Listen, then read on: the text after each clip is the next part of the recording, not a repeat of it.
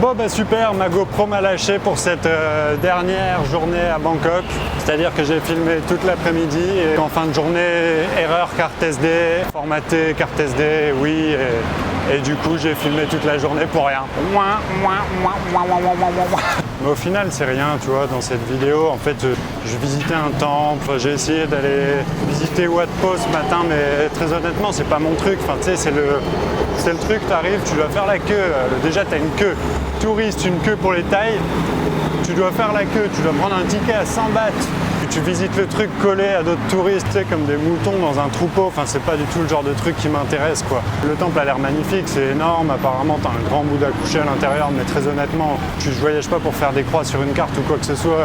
C'est pas du tout la conception que j'ai du voyage d'aller me coller à d'autres touristes pour voir un Bouddha couché. Mais c'est trop rien, parce qu'au final, ce qui était important dans cette vidéo, c'est plus le message que je voulais faire passer plutôt que les endroits dans lesquels je me trouvais. Le message, je vais le faire passer du coup en allant de Bangkok à Chiang Mai, c'est pareil. C'est rien. Toujours positiver.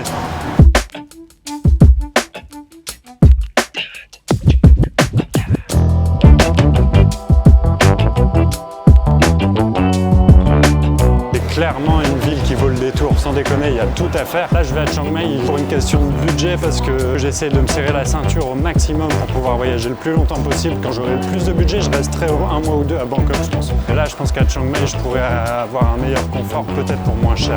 On va voir ça.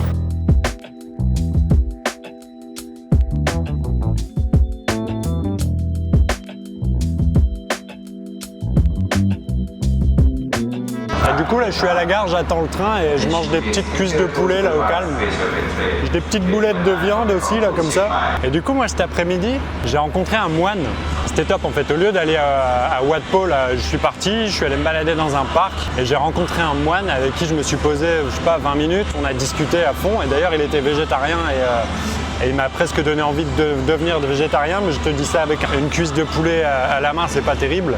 Et tu vois, j'ai vraiment passé un super moment avec lui. C'était tellement plus inattendu, plus authentique au niveau de l'expérience. C'était tellement plus fort que si j'avais été parmi une meute de touristes voir le Bouddha couché du Wat Po là. Enfin, tu vois, c'est vraiment complètement différent et c'est vraiment beaucoup plus ce que je recherche dans le voyage. Moi, c'est ça que j'aime dans le voyage. Moi, ce que j'aime aussi dans le voyage, c'est le fait de me sentir tout petit, tu vois.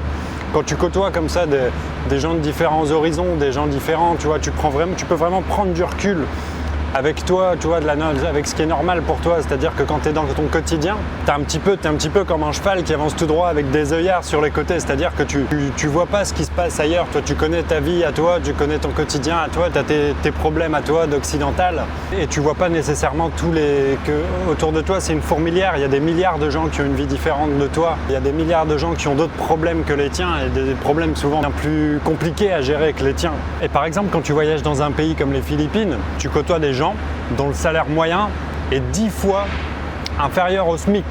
Enfin, c'est-à-dire que quand tu es à Manille, par exemple, l'expression « crever la gueule ouverte », elle prend tout son sens. Je suis désolé d'être un peu cru, mais c'est vrai, à Manille, il y a des gens qui crèvent la gueule ouverte sur les trottoirs.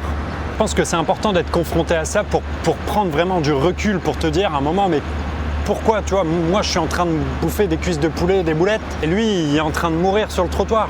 Pourquoi ? Et alors même si je peux pas changer les choses, même si je rêverais de pouvoir changer les choses, mais moi à mon niveau je peux pas le faire. Mais c'est pas respecter ces gens-là que de vivre une existence qu'on n'aime pas et que de se plaindre alors qu'on a eu le choix à la base.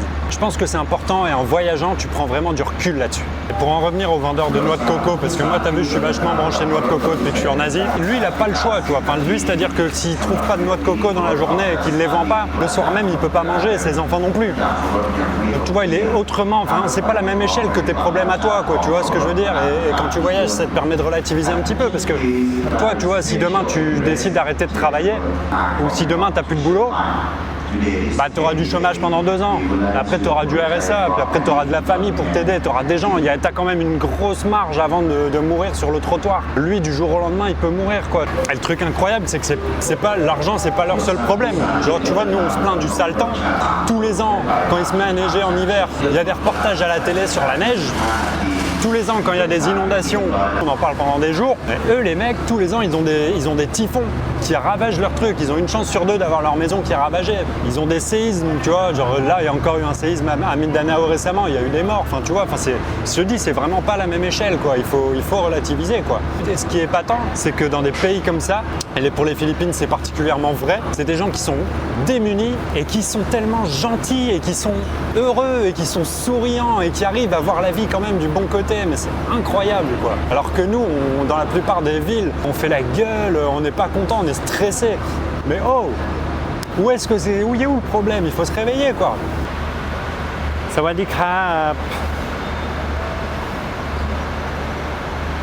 Di. Lakon krap. Bah, il y a 1 heure de retard, du coup je potasse un petit peu mon taille là. J'envisage de rester quelques mois ici, donc c'est toujours mieux de connaître un petit peu la langue. Si tu veux communiquer, si tu veux te faire des copains, quoi. Et moi j'envisage de rester un peu, donc Sawadee krap, tu vois, ils mettent, quand t'es un garçon, quand t'es un mec, il faut mettre krap à la fin de chacune de tes phrases. Et quand t'es une fille, tu mets ka. Après, je te fais pas un cours de taille ici, mais c'est juste pour dire qu'il faut les bases, quoi. C'est toujours mieux.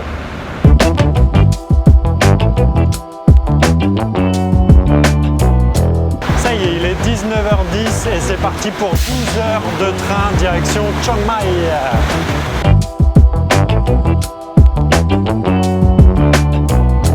Plutôt à mon aise dans ce petit train couchette. J'aime beaucoup couchette, ça m'a toujours fait marrer, moi.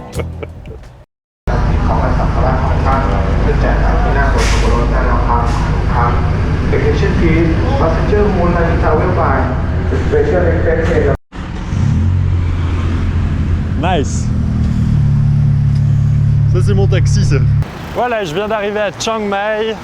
Excuse ma tête un petit peu défaite, mais je sors de 12 heures de train là, j'ai pas encore pris de douche ou quoi que ce soit. J'ai dormi dans le train, mais par contre on dort très bien dans le train pour Chiang Mai. Attends, je vais passer de l'autre côté par contre. On dort très bien dans le train pour Chiang Mai, franchement pour 800 bahts, ça te fait quoi? Ça te fait 20 €. Enfin, tu fais 600 km de train, ça t'économise une nuit d'hôtel. C'est un peu comme un Lille-Lyon, quoi. Va trouver un Lille-Lyon à 20 € où tu peux dormir dans le train, quoi. Enfin, c'est juste incroyable comment ça coûte pas cher ici. Et j'ai dit au taxi de me déposer dans le centre-ville, et là je suis juste à l'entrée de la vieille ville. Je vais me prendre un bon petit déj et après j'essaierai de me trouver une auberge.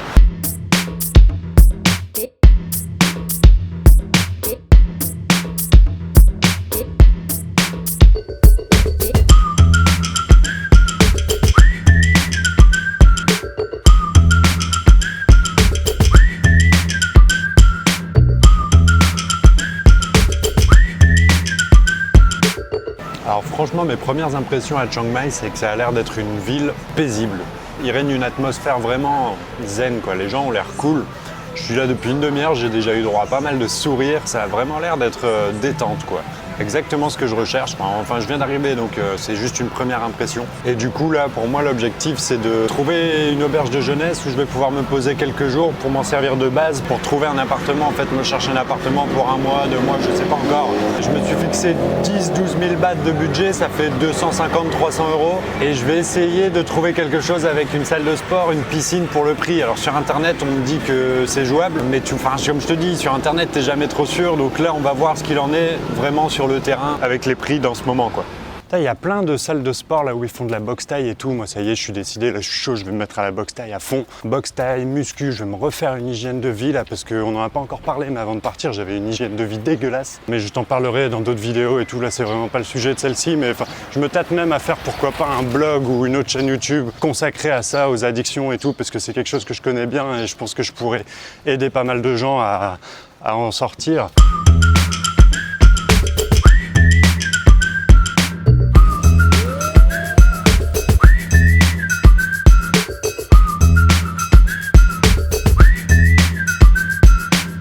Je pense vraiment qu'au-delà de tes problèmes, le voyage peut t'aider à prendre conscience, à prendre du recul, à prendre de la hauteur sur ton rapport au matériel, sur le rapport qu'on a au matériel, sur notre rapport à la consommation.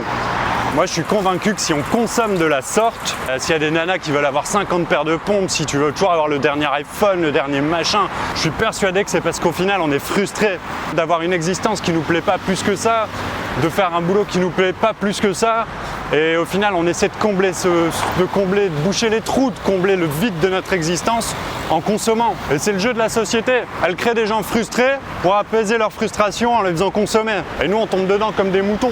Mais moi, je suis intimement convaincu que quelqu'un qui est heureux parce qu'il fait que quelqu'un qui fait quelque chose qu'il passionne. Et je te parle pas d'être riche. C'est vraiment deux choses différentes, faire quelque chose que tu aimes et d'être riche. Quelqu'un qui fait quelque chose qu'il aime profondément de sa vie, il est heureux parce qu'il fait et il n'a pas besoin d'aller chercher le bonheur en consommant. Tu vois, je suis certain que quelqu'un qui est heureux parce qu'il fait, il aspirera à avoir une vie simple au final. En tout cas, c'est ma conception du truc. Et le voyage, en quoi ça t'aide là-dedans? Tu vois, moi parfois je croise des touristes, ils ont des sacs gigantesques qui dépassent de leur tête et tout comme ça, tu sais. Des sacs, je crois que c'est des 100 litres ou quoi. Tu dis, mais vieux, qu'est-ce que tu t'emportes à la maison ou quoi? Qu'est-ce que tu... Enfin, tu vois, je comprends pas trop parce que moi j'arrive à... Alors là, je mets tout ce que je peux, tout ce dont j'ai besoin dans un petit sac 40 litres comme ça, et je trouve encore que c'est trop, tu vois. Parce que j'ai des trucs en trop. J'ai un jean que je mets jamais. J'ai 3 bouquins. Alors les bouquins, il faut vraiment éviter. Ça fait du poids, ça prend de la place.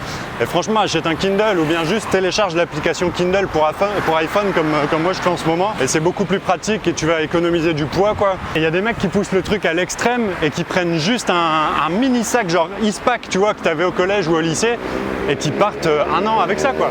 Mais sans pousser le truc à l'extrême, voyager, ça te permet de te poser, de te dire bon, ok, de quoi j'ai besoin réellement pour être bien? Mais vraiment, tu vois, de quoi est-ce que j'ai vraiment besoin?